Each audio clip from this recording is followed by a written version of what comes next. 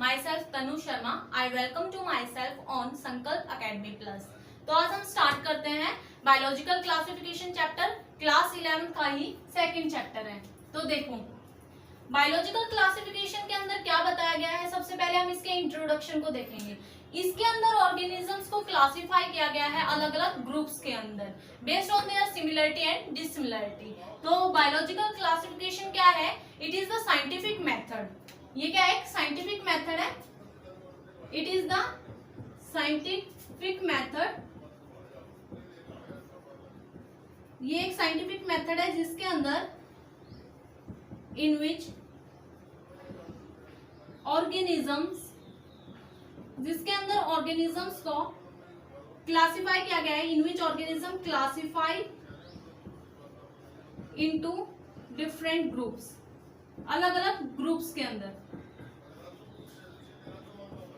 Based on their similarity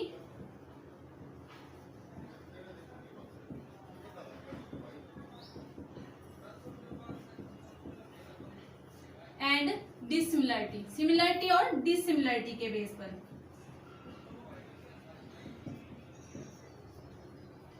समझ आया? ये क्या है आपका बायोलॉजिकल क्लासिफिकेशन। अब हम इसको स्टार्ट करने से पहले इसकी हिस्ट्री को जानेंगे कि कौन कौन से साइंटिस्ट आए और किस किस साइंटिस्ट ने अपनी क्या क्या राय दी। ठीक है, तो देखो अब हम स्टार्ट करते हैं हिस्ट्री पढ़ना इसकी। आपको एनसीईआरटी पढ़नी है और एनसीईआरटी में आपको दिया मिलेगा। ठीक है, एक एक लाइन टू लाइन पढ़नी है आपको। तो सबसे पहले हम बात करते हैं, आपके एनसीईआरटी के अंदर जो है दे रखा है, एक साइंटिस्ट आते हैं एरिस्टोटल। एरिस्टोटल साइंटिस्ट आए, इन्होंने क्या किया? इन्होंने मॉर्फोलॉजिकल कैरेक्टर्स का यूज किया और मॉर्फोलॉजिकल कैरेक्टर्स का यूज करके प्लांट और एनिमल को अलग अलग ग्रुप्स के अंदर जो है डिवाइड कर दिया। तो इट इज बेस्ड ऑन, ये क्लासिफिकेशन किसके ऊपर बेस्ड थी? It is based on morphological characters. ये जो है मेनली मॉर्फोलॉजिकल कैरेक्टर्स पर ये क्लासिफिकेशन बेस्ड थी। अब एरिस्टोटल ने, जैसे मैंने बताया कि प्लांट और एनिमल को अलग अलग कैटेगरी के अंदर डिवाइड कर दिया। इन्होंने प्लांट को 3 कैटेगरी के अंदर डिवाइड किया और एनिमल को 2 कैटेगरी के अंदर। इन्होंने प्लांट को ट्री, शर्ब्स और हर्ब्स के अंदर डिवाइड किया और एनिमल्स को which have read blood and which have does not red blood. ठीक है, तो अब देखो अगर हम प्लांट के केस की बात करें तो इन्होंने प्लांट्स को 3 ग्रुप्स के अंदर डिवाइड किया। एक ट्री के अंदर, ठीक है, second one herbs and then shrubs. उसके बाद प्लांट को, उसके बाद हम बात करते हैं एनिमल को। ठीक है, एनिमल को इसने 2 कैटेगरी के अंदर डिवाइड किया। एक तो वो ऑर्गेनिज्म जिसके अंदर रेड ब्लड प्रेजेंट है और एक वो जिसके अंदर रेड ब्लड प्रेजेंट नहीं है। Which have read blood and which have does not red blood.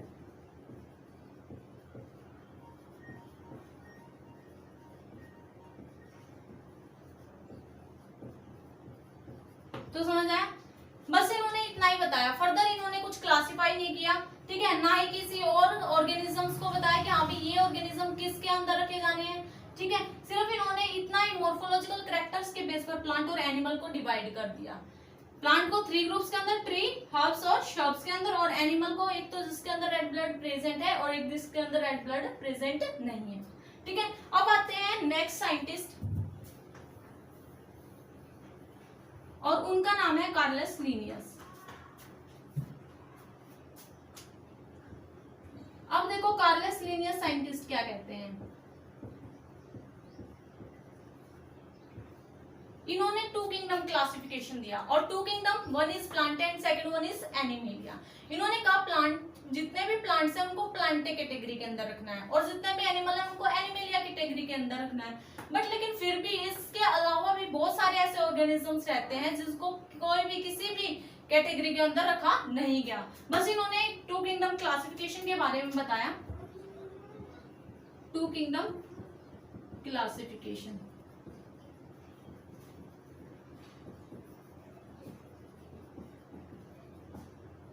एक प्लांटे, सेकेंड वन एनिमेलिया। इन्होंने कहा प्लांटे के अंदर प्लांट्स को इंक्लूड करना है और एनिमेलिया के अंदर एनिमल्स को। बस इन्होंने इतना ही बताया, लेकिन इनकी लिमिटेशन क्या थी? ना तो इन्होंने प्रोकैरियोट और यूकैरियोट को डिस्टिंग्विश किया, ना ही इन्होंने फोटोसिंथेटिक और नॉन फोटोसिंथेटिक ऑर्गेनिजम्स के बारे में बताया, मतलब इनको डिफरेंशिएट नहीं किया, ना इन्होंने यूनिसेलुलर और मल्टीसेलुलर वंस को डिफरेंशिएट किया। ये इनकी मेन लिमिटेशन थी। तो आप लिख भी सकते हो लिमिटेशन ऑफ कार्लेस लिनियस। देखो इसकी लिमिटेशन क्या है?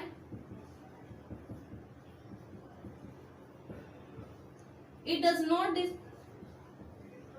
distinguish या differentiate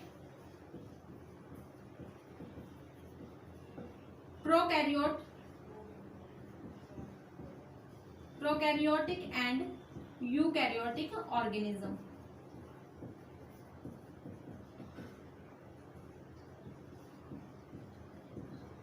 ना इन्होंने फोटोसिंथेटिक और नॉन फोटोसिंथेटिक को डिस्टिंग्विश किया।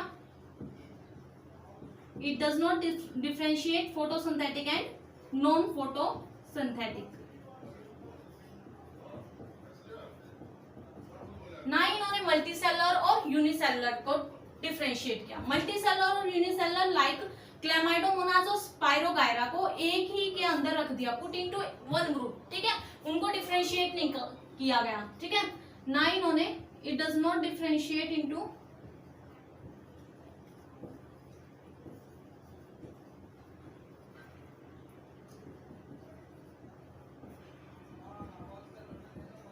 Unicellular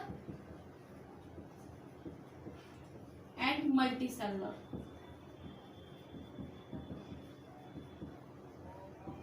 organisms.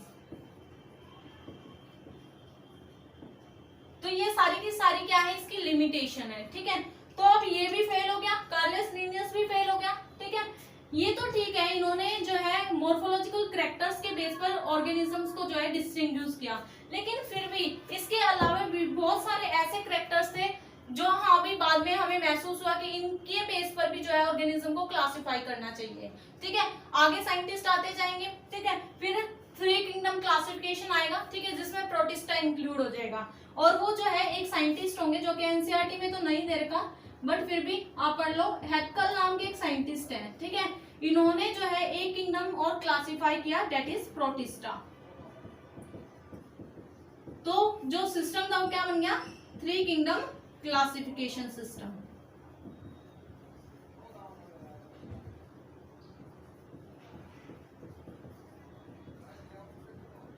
ठीक है।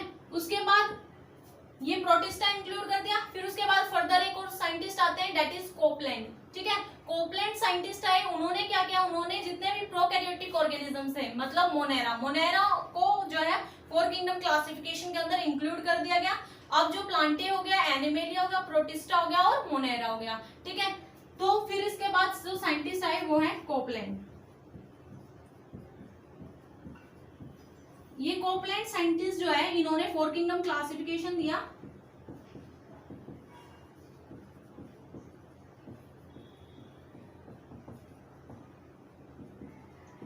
और इसके अंदर इन्होंने ऑल प्रोकैरियोटिक ऑर्गेनिजम्स इंक्लूड किए।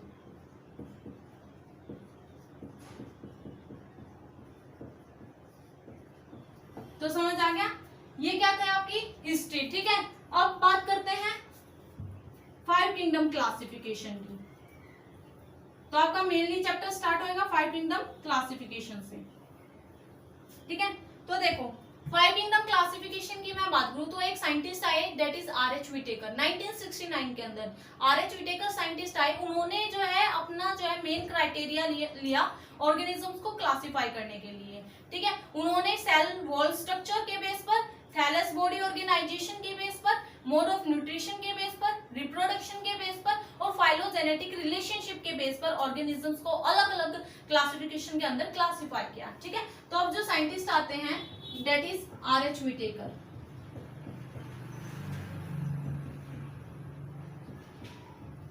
ठीक है। ये कब आए? 1969 के अंदर आए। अब इन्होंने क्या किया, आर.एच. विटेकर साइंटिस्ट है, कब 1969 के अंदर इन्होंने 5 किंगडम क्लासिफिकेशन सिस्टम दिया।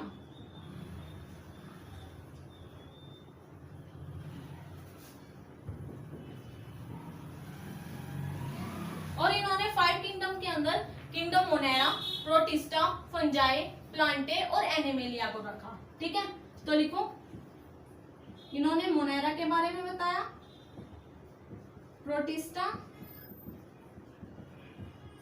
फंजाई, प्लांटे और एनिमेलिया, इस सब के बारे में इन्होंने डिस्कस किया।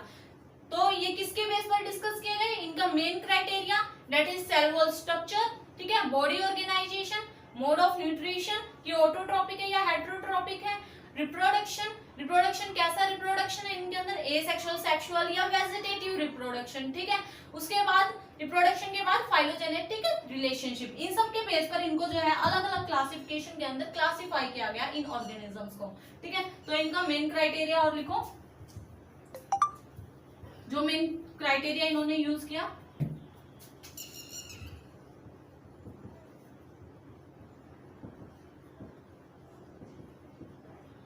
फर्स्ट सेल वॉल स्ट्रक्चर, मतलब इनकी जो सेल वॉल है वो किससे मिलकर बनी होती है, सेलुलोज से मिलकर बनी है, काइटिन से मिलकर बनी है, डिफरेंट डिफरेंट टाइप की सेल वॉल है। ठीक है, उसके बाद बॉडी ऑर्गेनाइजेशन,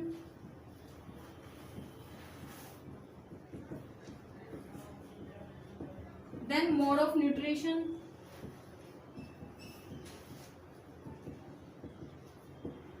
उसके बाद रिप्रोडक्शन, और एक और रहता है आपका that is phylogenetic relationship, phylogenetic relationship, phylogenetic relationship का मतलब है आपका क्या, इवोल्यूशनरी रिलेशनशिप। ठीक है, तो समझ आया आर.एच. विटेकर साइंटिस्ट ने क्या क्या दिया, क्या क्या क्लासिफिकेशन दी इन्होंने। ठीक है, अगर हम पहले बात करें अर्लियर क्लासिफिकेशन सिस्टम की, अगर मैं बात करूं तो वहां क्या था, वहां एल्गा, फॉन्स, जिम्नोस्पर्म, एंजियोस्पर्म सभी को मतलब एक ही ग्रुप प्लांटे के अंदर डाल दिया था। ठीक है, ऐसे ही हेटेरोट्रॉपिक ग्रुप्स को और ऑटोट्रॉपिक ग्रुप को एक के अंदर रख दिया, मतलब कि जबकि उनकी सेल वॉल अलग अलग होती है। अगर मैं हेटेरोट्रॉपिक की बात करूं दैट इज फंजाई, उसकी जो सेल वॉल है वो सेल काइटिन से मिलकर बनी होती है, और प्लांट की अगर मैं बात करूं तो उसकी सेल वॉल सेलुलोज से मिलकर बनी होती है। फिर भी इन्होंने जो है अर्लियर क्लासिफिकेशन के अंदर एक ही जो है प्लांटे के अंदर रख दिया था, लेकिन अब जब ये साइंटिस्ट आ गए तो इन्होंने सब कुछ क्लैरिफाई किया, सब कुछ डिस्कस हो गया। अब जो है अलग अलग जो है किंगडम जो है हम कह सकते हैं अलग अलग ऑर्गेनिजम्स को क्लासिफाई कर दिया गया। तो चलो अब हम बात करते हैं किंगडम मोनेरा की बात करते हैं। ठीक है, तो देखो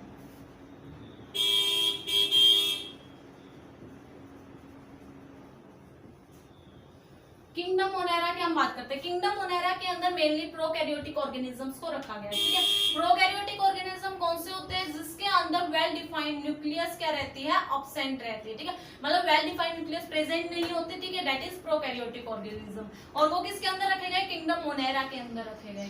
समझ रहे हो, और मेनली मोनेरा के अंदर बैक्टीरिया को इंक्लूड किया जाने लगा। ठीक है, बैक्टीरिया दैट इज माइक्रोस्कोपिक। ठीक है, मतलब कि हम कह सकते हैं माइक्रो ऑर्गेनिज्म। ठीक है, ये इतने स्मॉलेस्ट होते हैं जिनको हम माइक्रोस्कोप के थ्रू ही देख सकते हैं, वैसे हम अपनी नेक्ड आई से बैक्टीरिया को नहीं देख सकते, और ये ऑलमोस्ट एवरीवेयर मिलते हैं। ठीक है, इनकी हैबिटेट की अगर मैं बात करूं तो ये ओशियन, स्नो, डेजर्ट, ठीक है, बहुत सारे ऐसे एरियाज होते हैं जहां ये बैक्टीरिया प्रेजेंट होते हैं। मेनली हैंडफुल ऑफ सॉइल की अगर मैं बात करूं, ठीक है, तो वहां भी जो है बहुत सारे बैक्टीरिया आपको देखने को मिलेंगे। तो हम किंगडम मोनेरा के कैरेक्टर्स की बात करते हैं।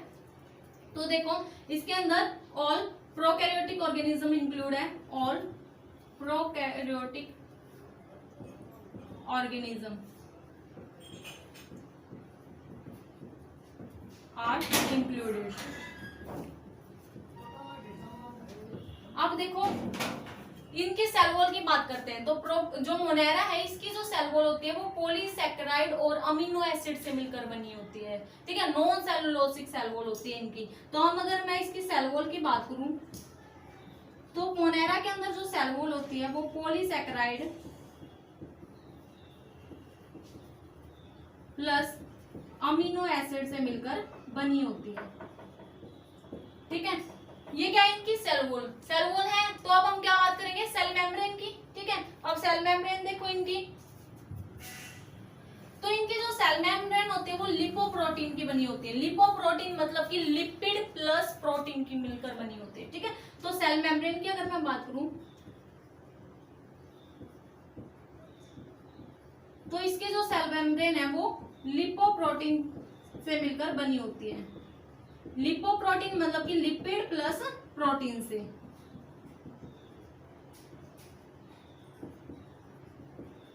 ठीक है, ये क्या है इसकी सेल मेम्ब्रेन है। सेल वॉल और सेल मेम्ब्रेन के बीच में एक स्पेस प्रेजेंट होता है, दैट इज पेरिप्लाज्मिक स्पेस। ठीक है, तो सेल वॉल है, ठीक है, और सेल मेम्ब्रेन है, दोनों के बीच में एक स्पेस प्रेजेंट होता है, दैट इज उसको बोलते हैं पेरिप्लाज्मिक स्पेस। समझ आ रहा है। मोनेरा की सेल वॉल किससे मिलकर बनी हुई है, सेल मेम्ब्रेन किससे मिलकर बनी हुई है।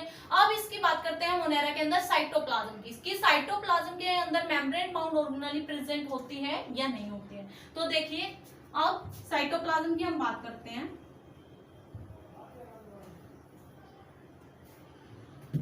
तो साइटोप्लाज्म देखो, मोनेरा के अंदर जो है साइटोप्लाज्म के अंदर कोई भी मेम्ब्रेन बाउंड ऑर्गेनेली प्रेजेंट नहीं होती। मेम्ब्रेन बाउंड ऑर्गेनेली जैसे कि गोल्गी अपरेटस होगी, माइटोकॉन्ड्रिया होगी, ये सारी जो है साइटोप्लाज्म के अंदर प्रेजेंट नहीं होती। तो हम कह सकते हैं मेम्ब्रेन बाउंड ऑर्गेनेली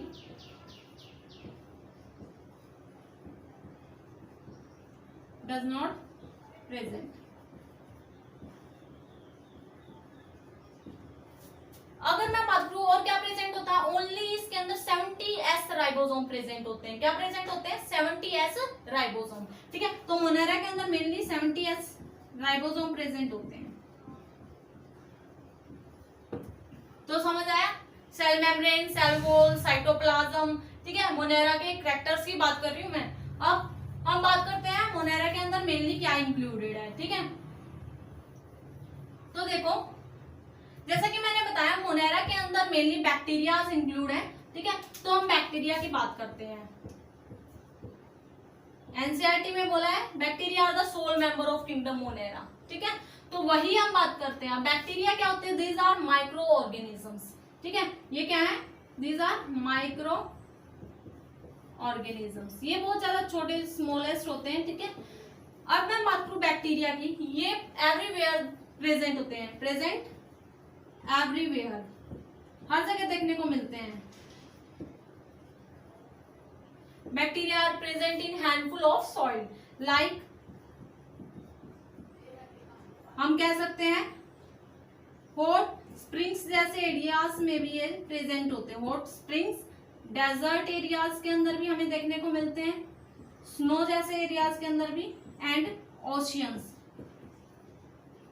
यहाँ हर जगह ये बैक्टीरिया जो है हमें देखने को मिलते हैं। तो बैक्टीरिया हर जगह प्रेजेंट होते हैं, समझ रहे हो। उसके बाद हम बात करते हैं, अब बैक्टीरिया को क्लासिफाई कर दिया जाता है। देखो बैक्टीरिया को 4 ग्रुप्स के अंदर क्लासिफाई किया गया। फर्स्ट वन कोकस, जिसको हम कोकाई भी बोलते हैं। नेक्स्ट वन बैसिलस, उसके बाद स्पाइरिलम। ठीक है, नेक्स्ट विब्रियो। ठीक है, ये सारे के सारे शेप के बेस पर बैक्टीरिया को क्या कर दिया गया, क्लासिफाई कर दिया गया। अगर मैं कोकस की बात करूं तो कोकस, ठीक है, ये राउंड शेप होते हैं। कैसे होते हैं, राउंड शेप, इसलिए इनको क्या बोलते हैं, कोकस, कोकाई। और बैसिलस की अगर मैं बात करूं तो बैसिलस जो होते हैं वो ऐसे यूं रोड शेप्ड होते हैं। कैसे होते हैं, रोड शेप। तो रोड शेप क्या होंगे, bacillus. Spirillum that is spiral shape, ये दिख रही है आपको स्पाइरल शेप, लेकिन इनके जो है दोनों के दोनों एंड पर क्या प्रेजेंट होंगे, फ्लैजिला प्रेजेंट होंगे। क्या प्रेजेंट होंगे, फ्लैजिला। विब्रियो की बात करूं तो विब्रियो होता है आपका कोमा शेप। कैसा होता है विब्रियो, कोमा शेप। ठीक है, तो जिसको बोलते हैं हम comma shaped that is vibrio, spiral shape spirillum, और रोड शेप बैसिलस। उसके बाद ठीक है, राउंड स्ट्रक्चर जो प्रेजेंट है दैट इज कोकस या फिर कोकाई। ठीक है, अब फर्दर अगर मैं बात करूं कोकस को भी फर्दर जो है क्लासिफाई कर दिया जाता है। मतलब कैसे कि अगर सिंगल कोकस प्रेजेंट हो तो बोलते हैं मोनोकोकस, अगर 2 कोकाई प्रेजेंट है दैट इज डिप्लोकोकस, और अगर 4 है तो टेट्राकोकस, और अगर यही कोकस एक चेन के अंदर प्रेजेंट है देन स्टेप्टो, और अगर ब्रांच के अंदर प्रेजेंट है तो स्टेफाइलोकोकस। तो ये सारे के सारे ग्रुप्स के अंदर जो है बैक्टीरिया को डिवाइड किया गया है। तो हम लिख भी सकते हैं कोकस को फिर फर्दर डिवाइड कर दिया। अगर सिंगल है तो बोलते हैं मोनोकोकस, और अगर 2 है ऐसे प्रेजेंट है देन डिप्लोकोकस, और अगर ऐसे 4 राउंडेड है तो इसको बोलते हैं टेट्राकोकस। उसके बाद यही कोकस अगर एक चेन के अंदर प्रेजेंट है देन बोलते हैं स्ट्रेप्टोकोकस। अगर मैं बात करूं यही कोकाई जो है ऐसे यूं कुछ ब्रांच के अंदर, ठीक है, ऐसे ब्रांच के अंदर प्रेजेंट है ना, तो उसको बोलते हैं हम स्टेफाइलोकोकस। क्या बोलेंगे? स्टेफाइलोकोकस। तो समझ आ गया कोकस को फर्दर कैसे डिवाइड किया गया। ठीक है, उसके बाद अगर मैं बात करूं, ये तो क्या था आपका बैक्टीरिया कोकस। अब इनके मोड ऑफ न्यूट्रिशन की बात करते हैं कि इसके अंदर कैसा न्यूट्रिशन होता है मोनेरा के अंदर। ठीक है, तो मोड ऑफ न्यूट्रिशन देखिए। अब आप अगर मैं इनके स्ट्रक्चर की बात करूं तो मोनेरा का स्ट्रक्चर बहुत ज्यादा सिंपल होता है लेकिन बिहेवियर बहुत ज्यादा कॉम्प्लेक्स होता है। ठीक है, it is very simple in structure but very complex in behaviour. ठीक है, इनकी मेटाबॉलिक डाइवर्सिटी भी बहुत ज्यादा कॉम्प्लेक्स होती है। तो किंगडम मोनेरा की अगर मैं बात करूं, ठीक है, तो लिखो it is very simple in structure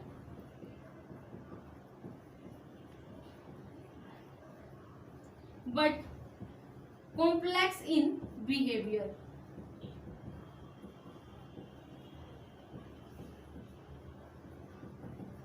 ठीक है, समझ रहे हो। उसके बाद अगर मैं बात करूं ये क्या है किंगडम मोनेरा, हमें क्या बनना है इसका न्यूट्रिशन। तो मोड ऑफ न्यूट्रिशन देखिए इसका, इसके अंदर ऑटोट्रोपिक न्यूट्रिशन भी होता है और हेटेरोट्रोपिक न्यूट्रिशन भी होता है। ऑटोट्रोपिक वो ऑर्गेनिज्म जो अपना खाना खुद बनाते हैं, ठीक है, या खुद प्रिपेयर करते हैं, उसको क्या बोलते हैं? ऑटोट्रोपिक। और हेटेरोट्रोपिक होता है वो ऑर्गेनिज्म जो किसी दूसरे पर डिपेंड रहते हैं अपने फूड के लिए, ठीक है, उसको बोलते हैं हेटेरोट्रोपिक। तो हम देखते हैं इसके अंदर mainly autotrophic nutrition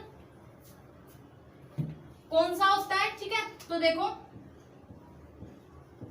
autotrophic nutrition, those organisms which can prepare their own food is called autotrophic nutrition। तो मेनली आपको मोनेरा के अंदर फोटोऑटोट्रोपिक भी देखने को मिलेगा और कीमोऑटोट्रोपिक भी।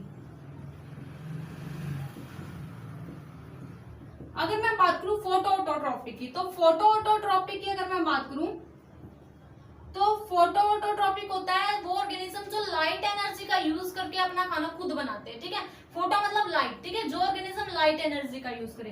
कीमोऑटोट्रोपिक जो ऑर्गेनिज्म केमिकल एनर्जी का यूज करके अपना फूड बनाए उसको बोलते हैं कीमोऑटोट्रोपिक। तो ये दोनों ही न्यूट्रिशन किसके अंदर शो होते हैं? Autotrophic nutrition. और ये किसके द्वारा शो होता है? किंगडम मोनेरा के अंदर। ठीक है, अब मैं बात करती हूँ हेटेरोट्रोपिक न्यूट्रिशन की। हेटेरोट्रोपिक न्यूट्रिशन में मेनली ये पैरासिटिक न्यूट्रिशन शो करते हैं। पैरासिटिक क्यों? Because they live on other organisms, मतलब ये किसी होस्ट पर डिपेंड रहते हैं, उसको बोलते हैं पैरासिटिक न्यूट्रिशन। तो हेटेरोट्रोपिक न्यूट्रिशन देखो, हेटेरोट्रोपिक न्यूट्रिशन, हेटेरोट्रोपिक का मतलब क्या है? वो ऑर्गेनिजम्स जो अपने फूड के लिए किसी दूसरे पर डिपेंड रहे। ठीक है, इसके अंदर मेनली हमें देखने को मिलता है पैरासिटिक न्यूट्रिशन। तो पैरासाइट की तरह काम करते हैं, यानी they depend on living host. ठीक है,